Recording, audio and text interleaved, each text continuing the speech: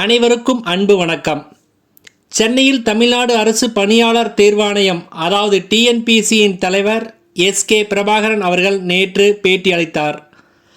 அதன் விவரங்களை அறிந்து கொள்ள நம்ம சேனலை சப்ஸ்கிரைப் செய்துவிட்டு வீடியோவை முழுமையாக பாருங்கள். டிஎன்பிஎஸ்சி தலைவர் நேற்று அளித்த பேட்டியில் தமிழ்நாடு அரசு பணியாளர் தேர்வாணையத்தின் மூலம் கடந்த ஆண்டில் மட்டும் 10,701 பேர் தேர்ந்தெடுக்கப்பட்டு பணியமர்த்தப்பட்டுள்ளனர் என்று தெரிவித்தார். மேலும் இந்த ஆண்டு ஜூன் மாதம் வரை 11,027 பேர் பணியமர்த்தப்பட்டுள்ளனர். அடுத்து புதியதாக 4,300 பேர் 2 மாதங்களில் ஏற்கனவே இருக்கும் நடைமுறையின்படி தேர்வு செய்யும் பணிகளில் ஈடுபட்டுள்ளோம் எனவும் தெரிவித்தார். மேலும் இந்த ஆண்டு வெளியிடப்பட்ட அறிவிப்பு மற்றும் வரக்கூடிய அறிவிப்பின்படி இன்னும் 10,000 பேரை ஒட்டுமொத்தமாக தேர்ந்தெடுப்பதற்கான வாய்ப்புகள் இருக்கிறது. குரூப் 2 மற்றும் குரூப் 2A தேர்வுக்கான அறிவிப்பு வரும் 15ஆம் தேதி வெளியிடப்படும். இந்த ஆண்டு தேர்வுக்கான கால அட்டவணைப்படி உரிய முறையில் தேர்வுகளை நடத்திவிட்டோம்.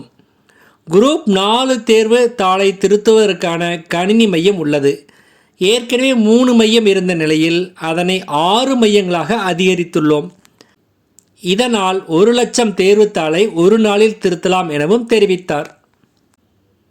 பலவிதமான இடஒதுக்கீடு உள்ளதால் அதன் அடிப்படையில் தரவரிசை பட்டியல் தயார் செய்வோம்.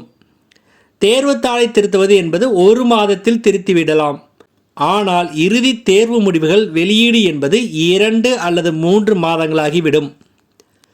தேர்வுக்கான கேள்விகள் ரகசியமாக தேர்வு செய்யப்படுகிறது. யாராலும் பார்க்க முடியாது.